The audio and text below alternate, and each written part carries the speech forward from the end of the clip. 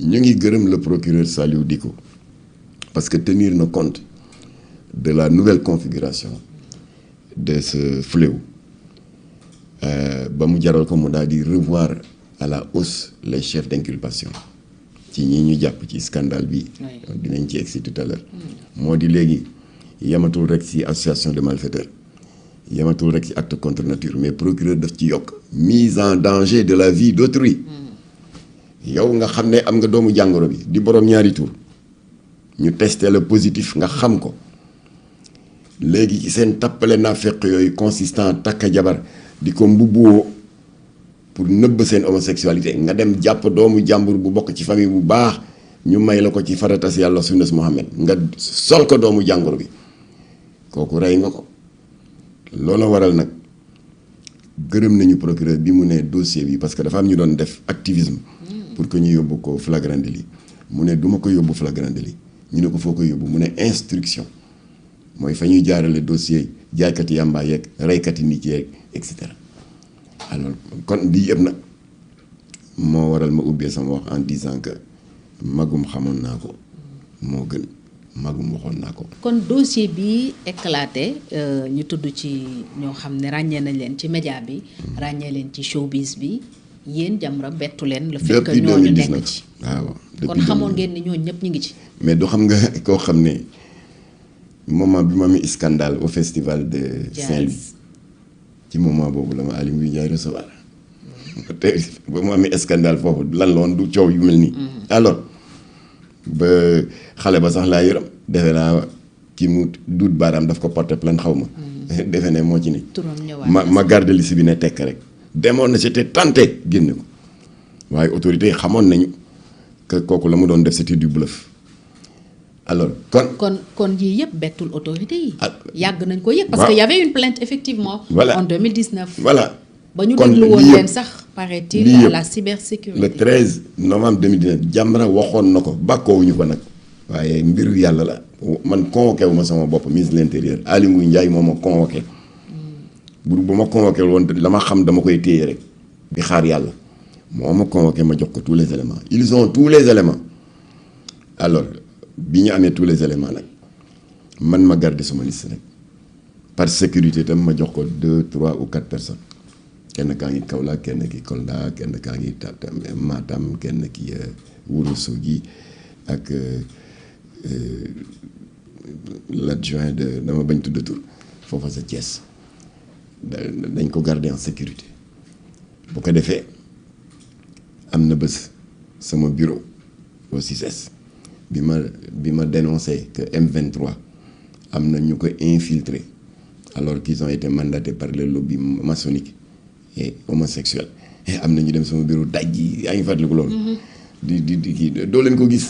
ñun on ne garde pas des documents sensibles à domicile et dans nos bureaux noppalu ku leen alors finalement bi ma defee conférence de presse boobu. ñu insister ne naa leen jox tur yi ma ne leen je préfère suñu borom bi nga xam ne yàkkamtiwul dana créer ay mécanismes de sorte que ñoom góor jigéen yi ñooy génnal seen bopp liste bi gars yi ne ko loolu nu mu mën nekkee yàlla dikk na semaine bi Jamra génne seen tur déedéet ñoom ñoo génne seen tur dafa am kenn kuñ ci jàpp mooy banquier bi sant Dieng ne ko waaw lii nu mu demee gis nga ne ñu ne yaa ngi ci yëf yi acte contre nature alors léegi pour ne pas couler seul mu ne diw di animateur célèbre ci média yi moo doon suma wubbi kon moom il jouait le rôle de mari nee na kooku jabaram la woon moo ko wax Jamra ko wax déedéet mu ko ci PV d'audition bu brigade de gendarmerie bu Kër Massar alors keneen ki ñu ne ko waaw yow nag mu ne waykat ba borom basin ya mooy kii maag moom dañuy weccoo waaw léeg-léeg moom mooy def lii léeg-léeg man ma def laa kon moo ko wax Jamra ko parce que bu doon Jamra ndëgal nii bàjjunu góor jigéen yi ñu ngi ñuy ngawti Jamra soxor waaye ñoom ñooy werante seen bopp xam nga werante boobu lu ko waral suñu borom bi yàkkamtiwul te kenn mënu koo nax te la mu wax ko ca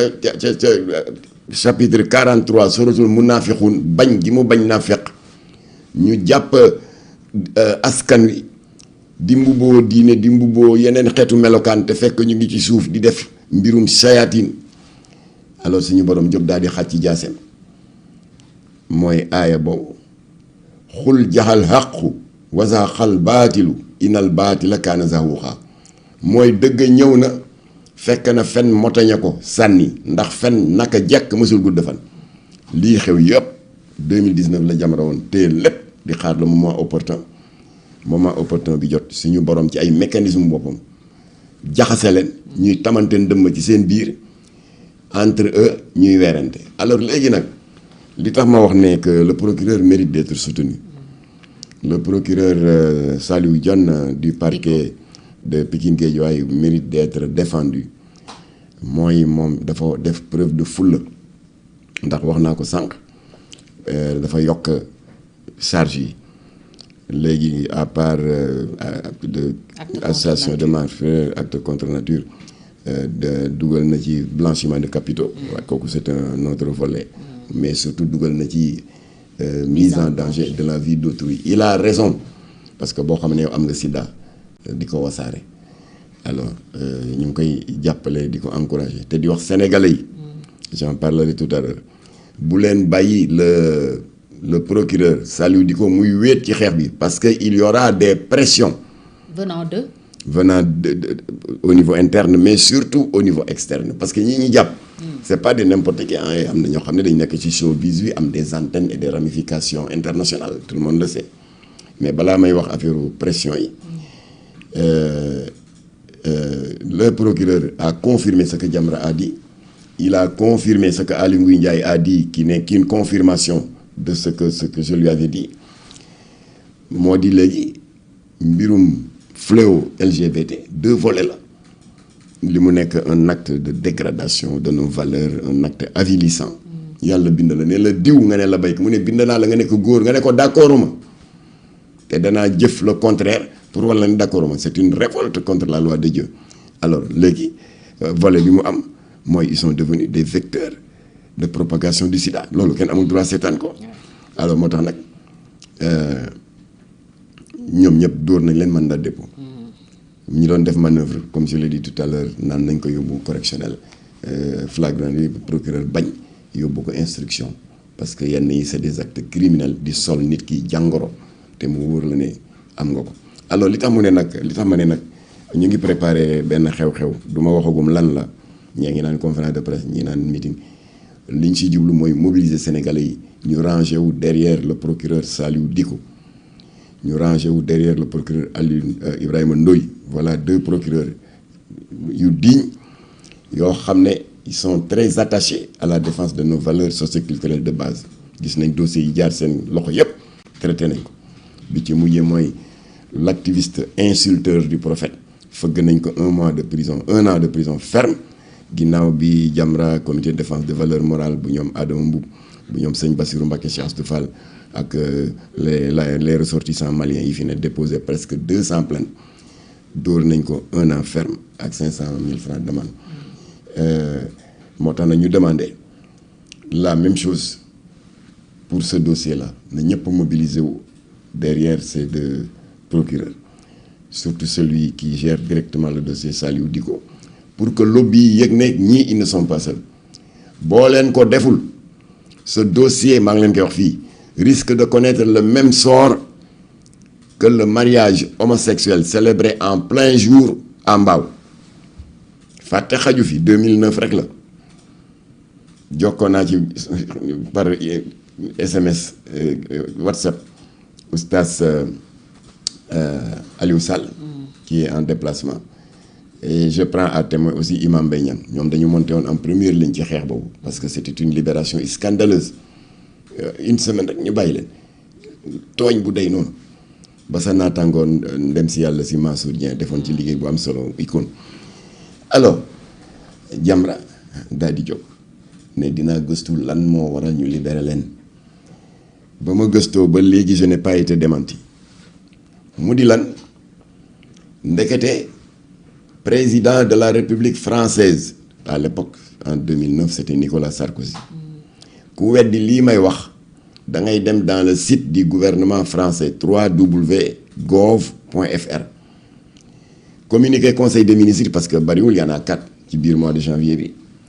di nga si gis benn boo xam ne président de la République française moo monté en première ligne xam nga rek langage diplomatique yooyu rek oui la France exprime sa vive préoccupation après l'arrestation de ces jeunes Sénégalais qui n'ont fait que user de leur droit à l'orientation sexuelle loolu du pression ba président française de la République française pare le maire homosexuel de Paris Bertrand Delanoë feelu ko waxuma Bertrand Delanoë le maire homosexuel dans un esprit malveillant wala pour yàq der wala loolu waaye moom ci boppam kenn jëwu ko moo def loolu góor jigéen yi tuddee coming out maanaam tuuma yi bari nangam mu toog ci diggu télé ne man la bokk naa ci diw mooy sama far waaye tàggoo nañu léegi diw lay àndal Bertrand Delanoë moo ko def dans la chaîne privée télévision française M6 alors moom il est allé plus loin que Sarkozy concernant toujours les homosexuels yi doon célébrer mariage à Mbao en 2009 il a écrit 2 lettres à 2 maires de ville yu nekk fii au Sénégal yàlla dimbali nañu comme nañu amee woon liste association góor jigéen yi yàlla dimbali nañu am ci copie mu ne leen dans sa lettre man Bertrand Delanoë en ma qualité de président des maires francophones maa ngi leen di ñaan yow tel maire de ville du Sénégal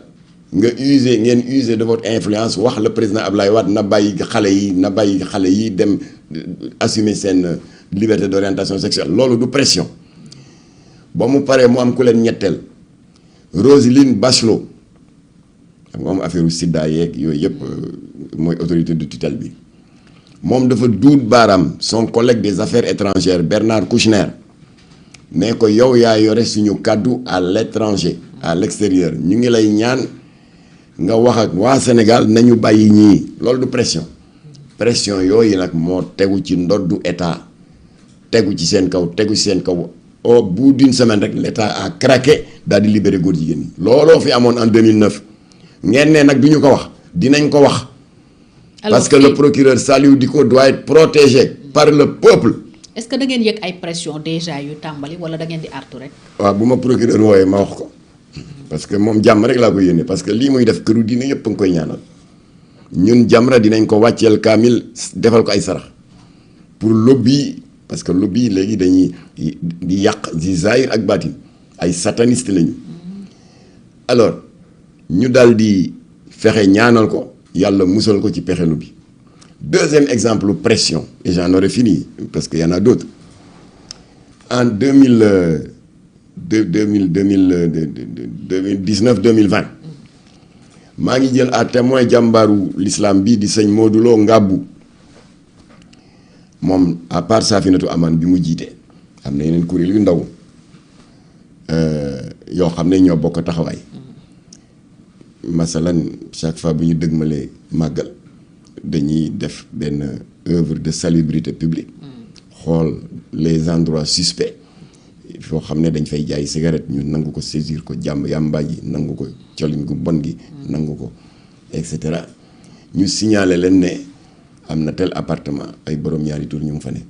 ñoom ba ñu demee la ñu ragaloon mu am une bonne dizaine ñoom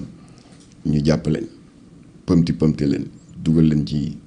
fourgonnette yóbbu leen hors de Touba sànni leen foofu xanaa ñoom buñ ci amee ci loolu sax jël parce que leneen xajoon na ci mais terewul ñu am ñàkk jom gu day ni bind lettre seen syndicat bu mag ba muy ADOS mu ngi suma page Facebook ngeen gis ko di un syndicat ba xam ne am na ay sénateur am na ay député ay hommes politiques et cetera ay responsable de la société civile donc ñooy protéger góor jigéen ñi foofu waaw mu ñoo lëkkale kuréelu góor jigéen ñi ñu boole sëñ Modou Lo Ngabou sàkku daal di déposer plainte ci bureau Gérard Darmanin le ministre de l'Intérieur sàkku ci moom mu annuler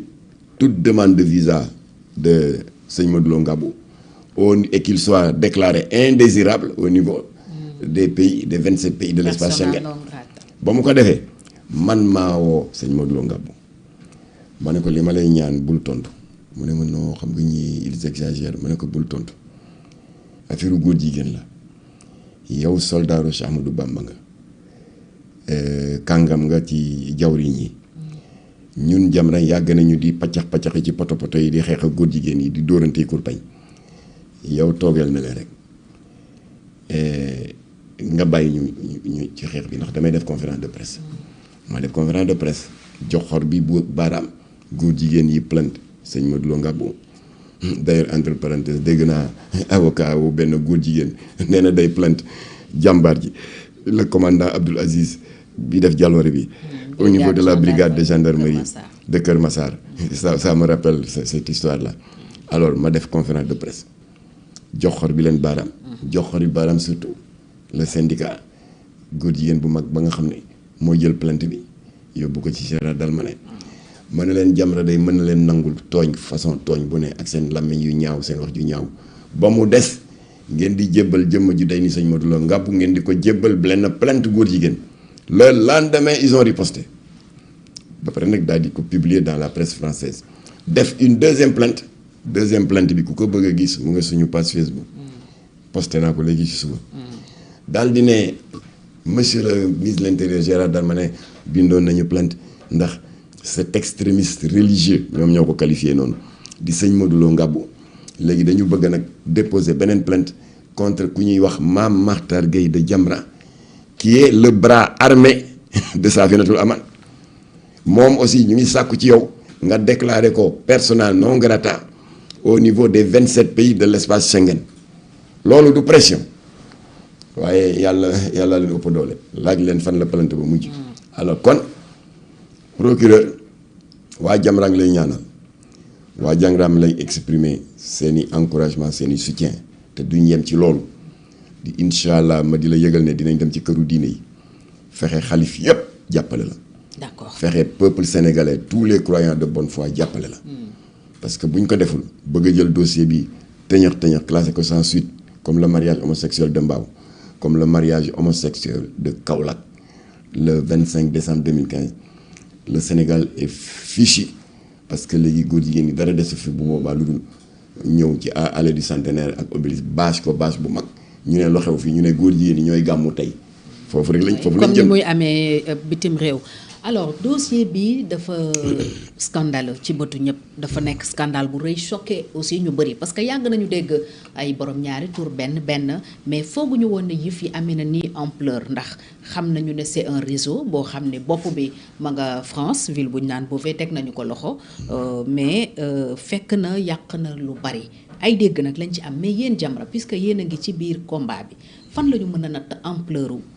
mbir mi. waaw xam nga ñu bari bi ma leen ne. si 16 associations yi par ordre de notoriété ba ca kaw AIDS numéro de récépissé 15 444 te Diadji Diouf jiite ko ba ma leen ne 650 membres la ñu bari dañ tax seen génne 650 mille kon Sénégal am na 650 góor jigéen ma ne ko ëpp na ko kooku mooy ñi adhéré ci AIDS waaw ngay laaj nag ampleur bi xaw ma noo ko waxee. waaw ampleur phénomène bi tey. waaw ni mu demee waaw surtout ci ndaw ñi ak xale yu vulnérable muy les enfants de la rue ak talibé yi. voilà ampleur bi nag lii feeñ ci scandale bi wane na ne que c'est l'infime partie visible de l'iceberg am na lu bari lu nëbbu ci suuf moo tax dëgg la y a des vedettes qui ont été éclaboussées, des vedettes de l'audiovisuel, du showbiz, etc. waaye jeexul am na d'autres têtes qui vont tomber ab waykat lesbienne dana daanu benn mbërum dàmb dana supp jalañ moom itamit sëriñu daara dana daanu am na yeneen ak yeneen moo tax le procureur doit être protégé waaye nag loin de nous l'idée di diaboliser ak di déclarer mu ngi woon sama liste waaye ñoom dinañ ko génne. enquête bi visé na leen ñu ngi ci. waaw amul ñu daanu tey ci suba ñoo xam ne dañ leen jàpp ndekete c'est des pédocriminels seen caay-caay ñu ngi ko jëmale woon ci taalibe yi du dégg nga loolu ci suba. waaw loolu est-ce que yëgoon nañ ko démb ak bërka démb bés bu ne nga dégg dara parce que dossier bi warul taxaw li tax dossier bi dafa war a dem jusqu'au bout mooy te Jamra yàgg na ki ko wax la vie privée des adultes ne nous intéresse pas ni ko presse bi tàmmee di wax rek les adultes majeurs et vaccinés magum jëmm bu tànnal boppam kenn imposé wu ko pour mener une vie de pervers pour nekk ci débauche guddi ak bëccëg surtout guddi su bëccëgee muy nax nit ñeek grand bu bay ki nekk ci xawaare yeeg émission religieuse yi alors kuy def loolu di nax nit ñi defe ne mën nga nax yàlla sa problème la ñun Jamra ça ne nous intéresse pas sa diggante la ak sa conscience sa diggante ak yàlla waaye li ñu dul nangu te suñu bakkeen lañ ci teg mooy nga ne man yàqu naa man diw waaye du ma yem ci yàqu danaa yàq doomu jàmbur kooku c'est inacceptable et c'est ce qu'ils ont fait et je vais donner des informations importantes pour père de famille ak mère de famille mën a jël seen disposition kon ñoom dañuy yaatal seen géew lan moo tax justice française dans le cadre de la coopération judiciaire di ci liggéey ak Sénégal parce que waa ji ni mu tudd Pierre xaw ma lan Pierre Robert di ab say-say boo xam ne il a disons démenti l'argument selon lequel waaw affaire góor jigéen yi li ko waral ndóol gi kooku milliardaire la waaw kon mu ngi ci biir waaye yemu ci mooy financé sax nit ku doy waar la parce que dafay wax dafa former dafa am ñu mu mandaté ñu tuddee des formateurs du sexe seen métier mooy di viser les couches vulnérables les enfants pauvres voilà les enfants pauvres talibé yi te duñ leen viser yem ci dañ leen di tëddee sol leen sida te bañ leen koy sol ka leen koy def xam na ne moom dafa am sida waa kooku quels sont ses objectifs ba amoon te moom ci boppam sax un centre de formation voilà te moom sax amee na doomu jàngoro kon lii du problème bu ndaw des saay-saay qui veulent détruire la société ak ngóor jigéen waaye détruire la société ak wasaare sida ngeen ne kenn du wax Jamra fu mu toll góor jigéen drapeau góor jigéen kon ñu toog bàyyi lii dëkk bi yàqu lépp toj yàlla jéppiñu bu ëllëgee mu boole ñoog ñoom dumañu loolu ngeen bëgg yéen bàjjunu góor jigéen yi te dinaa wax un mot ci seen affaire bu ma balaa maa tëj émission bi kon nag ñu ngi yàq xale te la brigade de gendarmerie de Ouakam dëggal na Jamra ni procureur de la République dëggalee Jamra bi ñu waxee depuis 2019 ci sama audience ak Aly Ngouille Ndiaye que ay association la yu am doole te bari ay malade du sida li wane na ko alors brigade boobu ñoom ci boppam ni Jamra mentionné qu'il y a un groupe WhatsApp international benn Nigérien homosexuel multimillionnaire moo ko créé ñi di ko wax Grendy Gay dating am na ñu bari ñu ma naan bul joxe tur bi danaa ko joxe kay parce que parents yi bu ñuy xool seen téléphone doom xam ndax mu ngi ci walla newu ci alors mu nga ca PV d'audition ñaari góor yéen yañ jàpp ndaw sur la baie de Ouakam PV d'audition brigade de gendarmerie ñun amoon nañu turu groupe WhatsApp bi ma waxaat ko fii day leen naxanteeg seeni doom sans violence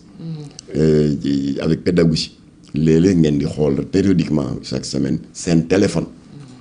parce que ñoom bu ñu lay dugal ci seen groupe WhatsApp du ñu la tàggu je donne un exemple muy ñun Jamra ñoom Fat Thiam Ngom en tant que professionnel de la communication et cetera ay groupe bokk nañ ci ay groupe WhatsApp et peut-être d'autres groupes WhatsApp de famille ou autre ni muy demee ñëpp xam nañ ko administrateur bi day am la courtoisie wala diw nga ne mu ne dañu créer benn groupe WhatsApp pour def ay débat discussion sur l'environnement wala dañu créer benn groupe WhatsApp pour waxtaan sur la vie du prophète dañu groupe WhatsApp sur la politique sur le syndicat et cetera groupe WhatsApp bu ne ak vocation bu la intéressé nga ne ko waa bind ma su ko defee administrateur bi ajouté la immédiatement boo duggee ci sa fil d'actualité sa page WhatsApp di scroller di défiler say contact nga daal di ne kii mooy groupe bañ ma dugal démb nga daal di cliquer dugga bokk ci activités yi di def ay commentaires di def ay audio noonu la war a demee waaye ñii duñ la laaj dañuy topp doomu jàmbur di ko xool profil xool ko ba xemmem ko lijjanti ba am numéro téléphone rek ajouté ko xale bi daal day jékki-jékki rek dem WhatsApp pour autre chose jékki rek gis groupe bi Grendy Day dating Grendy Gay dating mu ne waa lii lan la par curiosité mu cliqué soo cliqué dañ lay boole immédiatement avec un parrain ñoom noonu lañ koy tuddee parrain bi nag moo lay souhaité benn welcome free ñoom ñoo xam genre bienvenue la léeg-léeg sax ñu boole ci as tuut parce que am nañ sa numéro téléphone dóor la benn 30 000 francs Wave wala 50 mettre la en confiance xamal la nag naan la waaw groupe bi li ko tax a jóg crise bi la précarité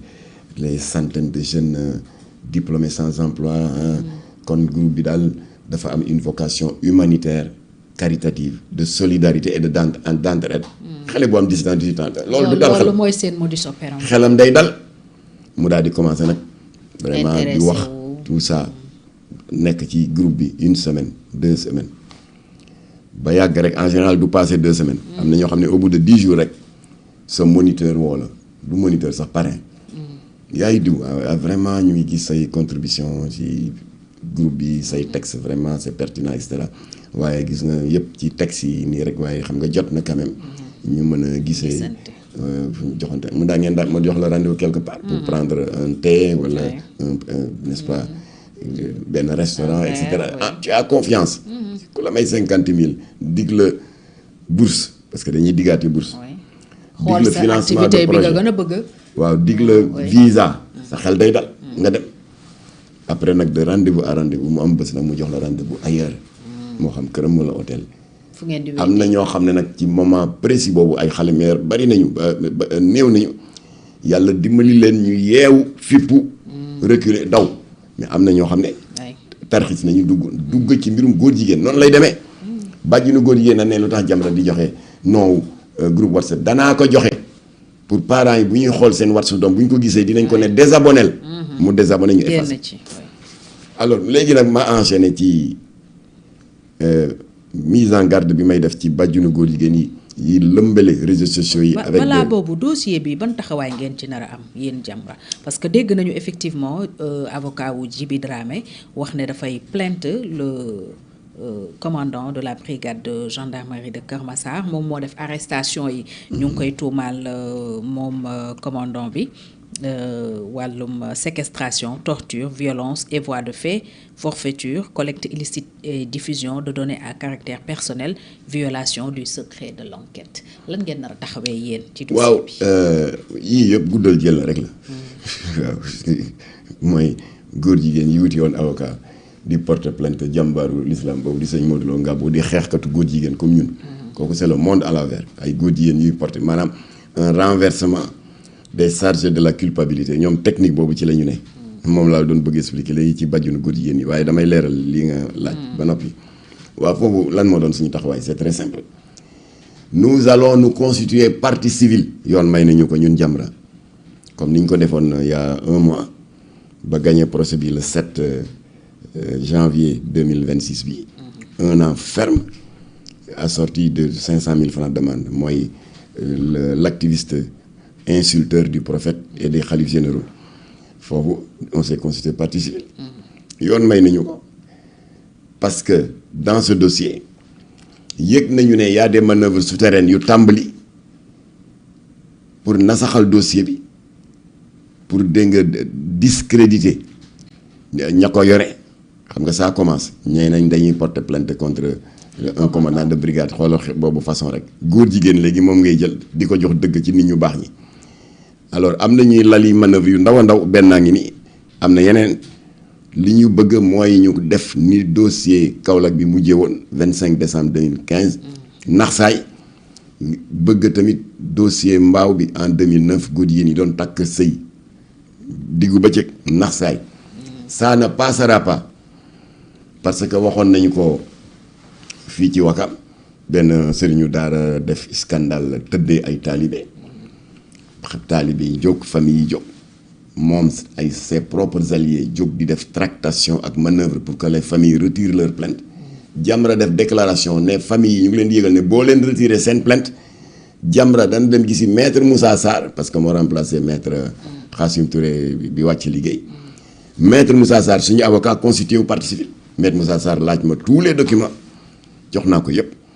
suñu agrément en tant que ONG suñu statut d'association moom xam na yoon wi pour que yoon jox ñu possibilité ñu nekk partie prenante dans ce dossier juridique alors ba mbokk yi sëriñu daara bu pédophile bi yégée ne Jamra dafay constituer partie civile parents yi doon bëgg a désister nag am fit daal di déposer plainte c'était en 2020 fii may wax yow il est toujours entre quatre murs parce que dossier bi dañ ko yóbbu instruction chambre criminelle la jëm parce que la pédophilie a été criminalisée fii aussi Jamra va se constituer partie civile parce que ku bëgg taxañ dossier bi classé ko sans suite tu perds ton temps kon pour ñun c'est une manière de renforcer le procureur Saliou Dicko alors parce que saagakatu yonente boobu man Adama Mbuub ak imam ratib bu jàkk jooju ñuy wax Masajidul Rahman te ñu koy wax jàkku Bambara te nekk rue Floris angle Escarfet réflexe boobu la ñu am on a contacté des personnalités indépendantes des organisations islamiques ñu am 200 plaintes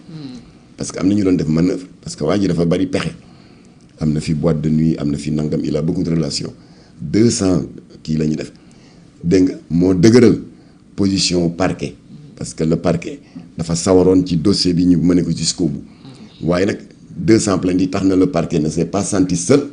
mu daal di jël son courage à deux mains mëne ko jusqu'au bout ba ñu daan waa ji alors fii aussi Dicko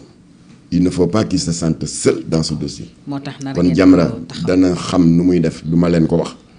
pour fexe ba ñu am plainte yu bari yoo xam ne dinañ ñëw indi ko ne ko dootoo wéet ci dossier bi ñun partie civile lañu dañu plainte parce que suñu objectif mooy affaire bi ñu conduire ko jusqu'à son terme alors nga may ma doon leeral loolu alors ndax yii ngeen di def ci réseaux sociaux yi pour def de manière sournoise un renversement des charges de la culpabilité comme pour le cas de ce borom basin boobule loolu ñun yàgg nañ dund loolu yéen a ngi nekk ci réseau yi rek waaw Jamra daal fu mu toll waxi góor jigéen drapeau LGBT man mii sax maa ngi am nangami at waaye Jamra tax ma xam ko waaw kon nag daanaka kon ñoom ñooy seen ay détracteurs ci réseaux sociaux yi. waaw détracteur bu bon bu lâche parce que nee nañ ñun ñooy def promotion góor jigéen yi te ñoom ñuy ay góor jigéen gis nga technique boobu góor jigéen buy wax ne kii kat mu ngi def promotion góor jigéen yi ñun xam nañ ko yéen a ngi nëbbatu ak des moustaches di tappale di jaay dégg nga kàngam di jaay góor te fa ngeen bokk xam nañ ko ñoom ñooy wër pour jaxase xel yi di def manipulation maanaam Jamra ngi defal promotion góor jigéen yi ndax on parle de drapeau LGBT et puis ak ci média yi média yaa ngi ko ciy jàppale muy wax kon nag pour moom yéen média yi ce travail de clarification bi ngeen di def yëpp vous êtes en train de jouer le rôle des lobbies LGBT ñoo xam ne ay membres lañu ci lobby góor jigéen yi gis nga sayaatin nu mu bari pexe ma di leen fàttali pas yéen sax parce que lu leen nit wax mu dugg fii génn fii nit ñu baax ñi laay waxal 2020 au mois de mars jàngoro bu doy waar bi fi amoon di corona ba mu lëmbee àdduna lëmbee réew mi bakken yi di rot comme des mouches lan la way kër docteur dañ def mais matin midi soir ñu ngi ci média yi sensibilisation di ñaax askan wi ay docteur de haut niveau naan leen na ngeen moytu boo leen liggéeyee ba wàcce wala ngeen jàngi ba wàcce doxi seen soxla ba wàcce jóg rek song añ bi na ngeen raxasoog saabu s'il le faut ngeen yàllandiku ak eau de javel day leen moytu poignée de main yi day leen moytu accolade yi day leen takk masque bref yéen taskatu xabaar yi am na noo leen ko qualifié les mesures barrières loolu moo doon armé nit ñi moralement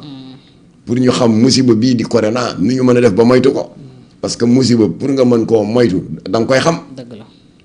waaw ñun nag Jamra ngóor jigéen doole ji mu am ci réew mi lëmbee réew mi ba pare ay kàngam yore ko yu am baat dans l'audiovisuel et dans le showbiz di yàq doomu jàmbur yi lëkkaloo avec des lobbies LGBT extrêmement puissants yu nekk Europe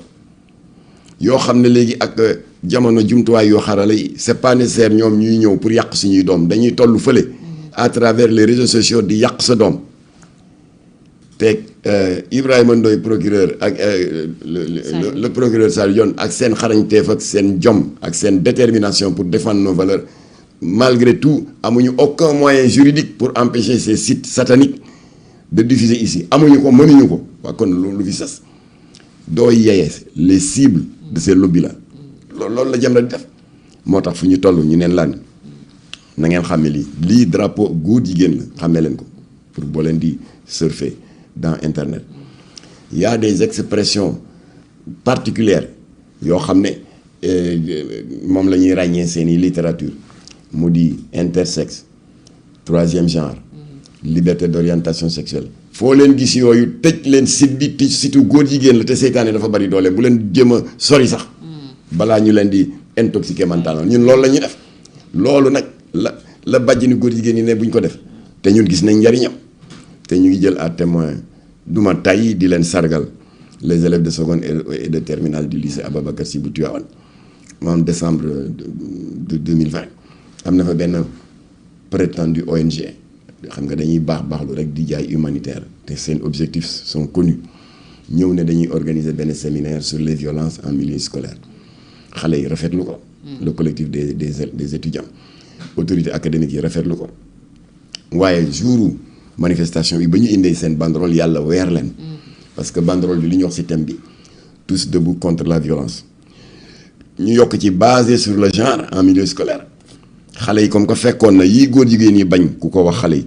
ñu sol seen bopp ak ay drapeau ONG yee nañ leen ak lan mooy genre ak waxi identité de genre liberté d'orientation sexuelle ba xale yi mu armé leen moralement xale yi daal di jóg poser question aux organisateurs neen waaw d'accord thème bi vraiment c'est pertinent mais pourquoi tous debout contre la violence en milieu scolaire doy na waaye ngeen yokk ci basé sur le genre qu'est-ce que vous entendez par basé sur le genre xanaa dafa am benn type de citoyen boo leen bëgg a particulariser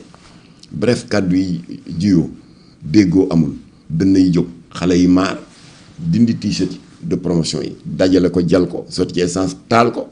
séminaire bi comme que c'était en plein air ñu dajji bâche yi ba pare nag organiser une marche improviser ko dem seeti xalifa bi sëñ Ababacar Sy Mansour est-ce que daf leen ne non li ngeen def du noonu déedéet xale yi wax nañ ko ba mu leer ay promotion góor jigéen la woon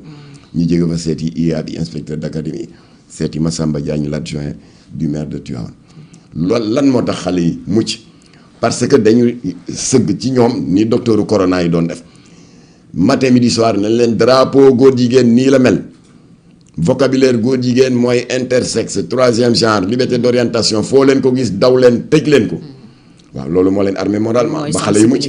waaw yéen bàjjinu góor jigéen yi ngeen bëgg ñu bàyyi loolu maanaam nañu nëbb xale yi ñaawteefu góor jigéen yi nga xam ne yaa yéen ak ñoom yéen a bokk mbuus du ñu ko def la contre-propagande va se poursuivre parce que nii ngeen def ba sànq Gabon amoon na ñu mel ni Jamra ak ñu mel ni ñeneen ñu mel ni Jamra doon fa def lii mais ils ont fait preuve de faiblesse bàjjinu góor jigéen yi diaboliser leen ñu daw bàyyi leen ak terrain bi fu ñu mujjee lobby yi ne la voie est libre ñëw Gabon avec des mallettes d'argent corrompre ay kilifa de sorte que le 26 juin 2020 Assemblée nationale gabonaise voté loi légaliser góor jigéen comme que ñoom ñaari chambre la ñu am 4 jours plus tard le 30 juin 2020 le Sénat gabonais daal di valider le Assemblée nationale voté nii ngeen def ba yàq Centrafrique nii ngeen def ba yàq Île Maurice nii ngeen def ba yàq République du Cap-Vert ak Guinée-Bissau bi sës rek ci Sénégal ça ne passera pas ci dëkk bu tedd bii nga xam ne fii la Bamba tëdd Maodo Baye Niass Baye Laye dëkk bu day nii ku ko bëgg a toroxal yaay torox incha allah. donte nag tàmbale nañ fee am doole bu ñu gisee quand même ñi ngi ciy tudd ak dégg naa la barki démb nga wax ne am na yeneen tur yoo xam ne bu génnee. am na yeneen yuy génn dossier bi jeexagul de di ngeen ñu may jàmm dëkk bu baax bii Bamba liggéey fi li mu fiy liggéey Maodo Baye Niass Baye Laye sonn ba bëgg a dee daj lu ne risqué seen bakken Cheikh Amadou Bamba bi ñu jàpp pamte tuumaal ko sosol ko yàq deram yóbbu ko tribunalu dégg nga Ndar jugé ko sosol ko condamné ko condamnation bi gën a ñaaw c'est pas des peines de prison waaye condamné à l'exil génne ko ci dëkk ba mu fekk baax dégg nga yooyu yëpp mu daj ko def juróom-ñaari at ci digg àll boo xam ne yooyeeg yeew yi jaan yi scorpion yi c'est rare nit ñu yóbbu la fa dégg nga exil forcé nga ñëw ak bakken moom yàlla dimbali ko ba mu ñibbis te nag avec sa grandeur d'esprit ba mu ñëwee tubaab yi tiit naan kii day bu fette soo rek ñun on est foutu parce que ba tey defoon nañ ne 7 ans yi mu absenté dana perdre mbooloo mi waaye tey la mbooloo mi gën a bari tiitaange boobu la tubaab yi amoon Cheikh Amadou Bamba aidé leen da ba mu egsee lan la jëkk wax jéggal naa ñëpp dëkk bi seddat guy kon ñooñu lu ne daj nañ ko Seydina Limaamu fii lañ ko tëj prison Gorée dégg nga Cheikh Amadou Seydi Hadji Malick Sy ba muy dabax 3e zawiya bu en 1904 fii ci Lamine Gueye angle Assane Ndoye la mu daj avant tubaab yi di ko autoriser di ko dawloo ba maam Alaaji Mbay Gueye moo ma jox xàppati ci parcelle am jox ko muy suñu maam jur suñu baay c'est pas pour titre mais c'est pour être précis lu ne la ñu daj Cheikh al Islam Baye Ibrahima Niass waxi noppi alors ñoom ñu dem nag ba bàyyi fi njaboot gi bàyyi leen fi un héritage spirituel bu mucc ayib ay bandi ay tappalekat ay munaafiqun nax nit ñi pendant des décennies ndekete ñu ngi doon liggéeyal Iblis di liggéeyal Firawna di liggéeyal xeetu shayatin yu bon yëpp ndekete du ngóor jigéen rek ñu nga nekk ci bi suuf di def pédophilie ñu nga nekk ci suuf di def blanchiment d'argent ñu ngi nekk ci suuf di xeex diine loolu dinañ ci yegg si plus tard alors loolu kan moo koy nangu kenn du ko nangu kon nag suñu taxawaay du leneen lu dul légitime défense alors moo tax nag combat bi du jeexee noonu seen combat dañu bëgg loi bi damma seeni laaf nasaxal leen comme ni ñu defoon ak franc-maçon yi xeex leen gañe leen tëj seen siège ñii tamit dañu bëgg justice bi def ci taxawaay bi war ndax ñu bàyyi dëkk bi continuer di évoluer dans sa belle lancée muy dëkk boo xam ne àdduna bi yëpp ñu ngi ñuy admirer ci jàmm ji fi am dal bi fi am maanute gi fi am dégg nga de sorte que yàlla dimbali nañu ba population globale bi amuñu sax 1% de sida alors loolu yëpp